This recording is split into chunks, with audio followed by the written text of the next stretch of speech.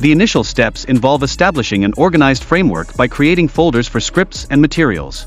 This organization is essential for effectively managing game assets, serving as a foundational element critical to the success of any game development project. Furthermore, the significance of testing code snippets is underscored, as developers confront errors that necessitate the identification of functional code segments. Mastering the art of debugging emerges as a crucial skill within the realm of programming, shaping a creator's ability to produce robust software. Moreover, the process of creating a player character using a capsule object illustrates how to seamlessly incorporate interactive elements into the game. This particular step is paramount, as it contributes significantly to the development of engaging and immersive gameplay mechanics. Additionally, the creation of materials and prefabs plays an instrumental role in the design of the game landscape. The video adeptly demonstrates the technique of right-clicking to generate materials, thereby applying textures with efficiency and precision.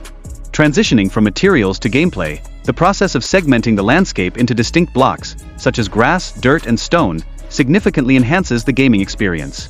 The video articulates the method of generating and modifying these blocks through coding, illustrating a practical approach to landscape management.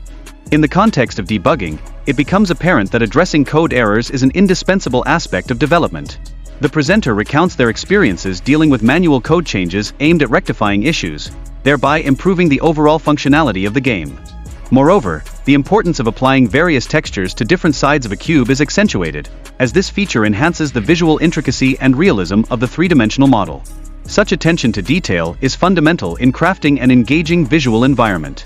Continuing on the theme of debugging, it is revealed that encountering errors related to code can significantly hinder the functionality of textures. This scenario often drives developers to explore alternative coding solutions, thereby fostering a deeper understanding of programming practices. In addition to debugging, the video delves into the creation of a player movement script, facilitating interactions within the expansive game world. This addition fundamentally enriches the dynamic nature of the three-dimensional landscape, fostering player engagement. Furthermore, the process begins with establishing slots for blocks and linking images to these slots, which is critical for the overall game layout. This meticulous step ensures that all blocks are visually represented in a coherent and aesthetically pleasing manner. Incorporating unique sound effects for each block significantly augments player interaction and immersion within the game. This customization transforms the mining and placing actions from mere mechanics into a more enjoyable and engaging experience. Moreover, the implementation of particle effects during the block mining process enhances visual feedback, thereby rendering the game experience more dynamic. This technique effectively introduces realism to the interactions occurring within the game environment. The creation of particle effects emerges as a pivotal component in amplifying the visual experience within games. The tutorial illustrates the procedure for duplicating and customizing particles, tailored to suit various materials, thus enhancing visual storytelling.